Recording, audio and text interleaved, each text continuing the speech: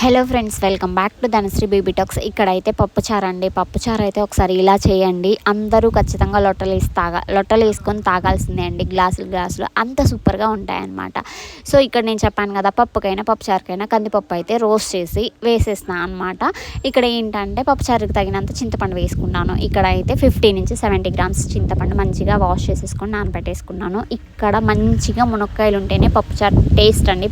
మునక్కాయ లేకపోతే పప్పుచారు టేస్ట్ అనేది ఆటోమేటిక్గా తగ్గిద్ది. నాకైతే ఈరోజు మునక్కాయలు లేని లోటు ఈజీగా తెలిసిపోతుందండి. మీరైతే ఖచ్చితంగా మునక్కాయలు వేసేసుకోండి. ఎన్ని మునక్కాయలు ఎక్కువ వేసుకుంటే అంత బాగుంటుంది అనమాట. పప్పు అయితే ముందుగానే ఉడికించి పెట్టేసుకున్నాను. ఇంకా వెజిటేబుల్స్ మునక్కాయలు లేవు కదా, చారులో కొంచెం ఆనియన్స్ ఎక్కువ వేసుకోండి, సూపర్గా ఉంటాయన్నమాట. ఇక్కడ చింతపండు నానబెట్టేసుకొని పప్పు వినిపేసేసుకొని ఇక్కడ చింతపులుసు కూడా కలిపేసుకున్నాను ఫ్రెండ్స్. ఇంకా ఆల్రెడీ మనం వెజిటేబుల్స్ కట్ చేసేసుకున్నాం కదా. వెజిటేబుల్స్ అంటే ఏం లేదండి, ఒక 2 పెద్ద ఆనియన్స్, 2 టమాటా, 2 పచ్చిమిర్చి, కరివేపాకు, కొత్తిమీర, అంతే అండి.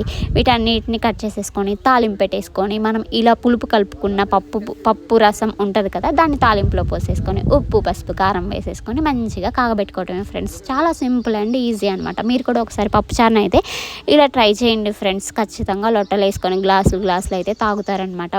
కానీ ఏ మాటకా మాట చెప్పాలండి, మునక్కాయలు వేస్తే పప్పుచారు అనేది ఒక టేస్ట్ వస్తుంది, మునక్కాయలు లేకుండా పప్పుచారు అనేది ఇంకొక టేస్ట్ వస్తుంది. మునక్కాయలు ఉంటే పప్పుచారుకి డబల్ టేస్ట్ అనేది వస్తుంది ఫ్రెండ్స్. ఇక్కడ మా పప్పుచారులో అయితే నేను చెప్తున్నాను కదా, మునక్కాయలు లేని లోటు అయితే ఖచ్చితంగా తెలుస్తుందండి. నేనైతే మునక్కాయలు లేకపోతే పప్పుచారు చేయను, బట్ ఆ రోజు అయితే చేయాల్సి వచ్చిందనమాట. చాలా సింపుల్ అండ్ ఈజీ ఫ్రెండ్స్. చూసారు కదా, మీరు కూడా ఒకసారి ఇలా అయితే ట్రై చేసేయండి.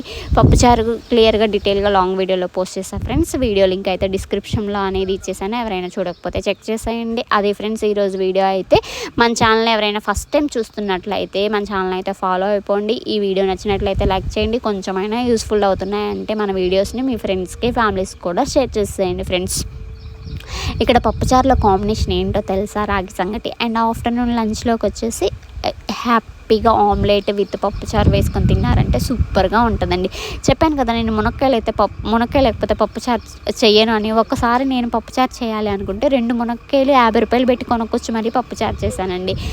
బట్ ఈ రోజైతే నాకు అస్సలు ఆప్షన్ లేదనమాట. మాది విలేజ్, పప్పుచారు తెచ్చుకోవాలంటే వేరే ఊరికి వెళ్ళాలి. సో వీళ్ళైతే వెళ్ళి తీసుకురారు కదా, అందుకని మునక్కాయ లేకుండానే పప్పుచారు చేసేసారు ఫ్రెండ్స్.